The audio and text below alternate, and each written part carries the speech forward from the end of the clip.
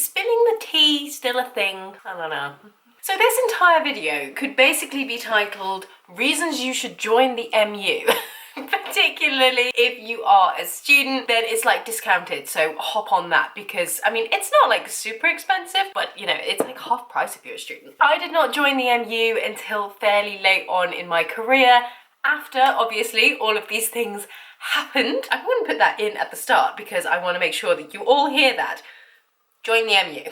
My gig horror stories. I am actually very lucky. My overall experience within the music industry has actually been overall very positive. But there have been a few situations that I found myself in, and some of them were, I'm not going to say my fault, but maybe I could have had the wisdom to foresee them. And then others were absolutely not my fault. So my first one comes from when I had just left college, and I mean just. And I got a gig to play with an orchestra and a singer who was on the X Factor.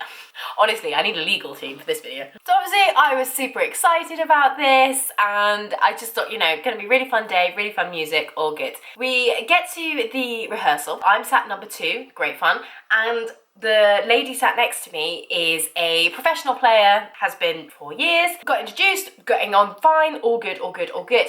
And then the rehearsal looked like it was going to start overrunning. The orchestral manager came up and sort of stopped the conductor and just said, we're going to be overrunning. I can't remember how much time it was, but it was a fair chunk. And he was like, so obviously I totally understand that any members of the MU, you are free to go, but if everybody else could stick around, that would be really great. So my desk partner, clearly a member of the MU, got up and left, didn't say a word to me. And so I was left as the principal player for the rest of this rehearsal, which overran, I remember overran by a lot. It was bad, and we weren't offered any compensation for our time. There was no overtime. There was barely an apology from what I remember. And I just remember feeling so confused as to why I was being treated in that way, I guess. That was my first experience of stick up for yourself. You are deserving of respect, no matter what your experience.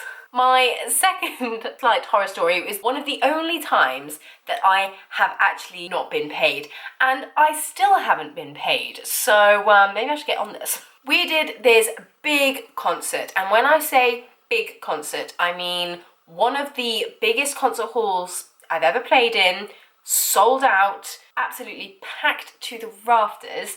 Massive orchestra, barely fitted on the stage, loads of people I knew, having a great time. Concert goes really well, all good, all good, all good. And then a couple of weeks goes by, and then a couple more weeks, and I still haven't been paid. I knew that there were 2 fixers involved. What I didn't realise is that these 2 fixers own 2 separate companies. And one fixer had paid all of their musicians, and one fixer, the one that fixed me, didn't. Just hadn't paid their players, and never did. And I still don't know what happened to that money, but I never received my paycheck for that gig. And this again wasn't long after I was out of college, maybe about 6 months. And I just remember feeling again really disrespected. And also, you know, you've got to pay people. If I'd been a member of the MU, I would have had some backup, but I wasn't. And I just never saw that money. So this next one is a 100%, I just never should have done the gig in the first place. I don't know what I was thinking. Quite a few of my friends were on it, so I think in my head I was just like, oh, this will be just like a fun day, you know, we'll play some show tunes and it'll be great. How are you? Not great, Bob. We started rehearsals at 9:30 a.m, rehearsed all day, and then it was a 7:30 concert that finished at gone 10:30. And we all got paid, I'm like embarrassed to say this, the grand total of £50, which at the time I was like, 50 quid, it's 50 quid, it'll be a fun day. It was not a fun day, okay? It was an absolute slog. Like, I love playing show music, I love playing musicals, all of that. It brings me so much joy, but it's hard work. You basically just don't stop playing, and it's all pretty loud, it's a lot. So by the end of it, we're absolutely exhausted. I think basically all of us were picking up an injury, and we got paid the grand total of £50. That is never enough. And we found out that the singers that were soloists were being paid the rate that they would have expected. Sold out concert hall, so where'd that money go? Can't possibly think. It goes without saying that I have not worked with that musical director since. Just as an FYI. So my next 2 horror stories are actually with the same orchestra. So I know, fool me once, fool me twice. This orchestra marketed themselves as kind of like a training orchestra, which basically means that they want to take advantage of people like I was at the time, straight out of college, that are looking for experience, that are looking to build up their network. They don't know how much they should be being paid, or they're happy to accept a lower fee.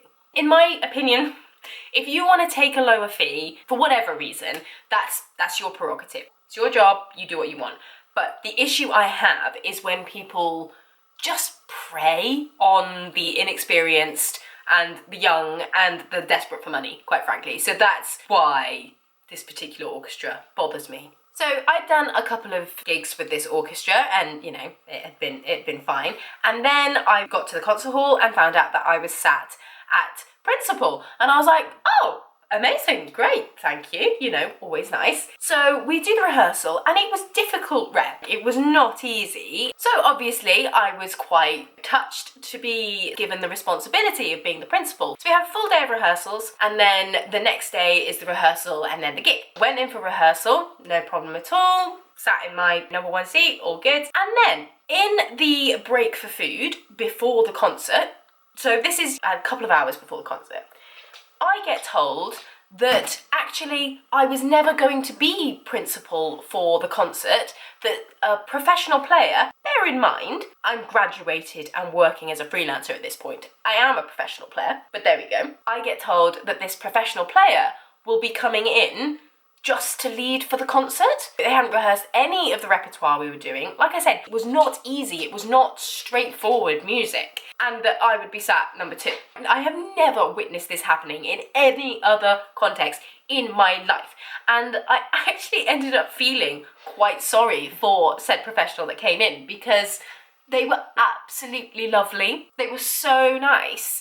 And I think they were a little bit embarrassed about the situation. I don't think they'd quite understood that there would be like a full day of rehearsals, plus the rehearsals like on the day, you know, so I don't really blame them at all. But of course, they didn't know how we'd been rehearsing it. So there were, a few instances where things kind of got a bit rocky because they led in not the way that the orchestra was expecting. It was just all a bit of a mess. If anybody tells you that you've only been acting principal and you're being told to move, but you haven't been told that in advance, not okay. Kick up a fuss, because I wish I had. The second instance with this orchestra, you'd think I'd learn, wouldn't you, really? Like, in hindsight, I was like, why? Why did you keep going back? Anyway, we recorded a full album. Again, obviously, I'm not going to say who it was for, but they were a big artist, a multi-million pound individual. And bear in mind, it was 3 days of recording, I believe.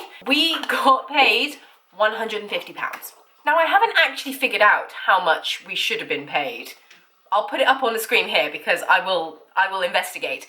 But let me tell you, £150 for 3 days of session work is absolutely ludicrous. They were just taking advantage of young people who, quite rightly, wanted to get, it's the reason I took it, to get some recording experience, some session experience, and yeah, it doesn't even equate to minimum wage.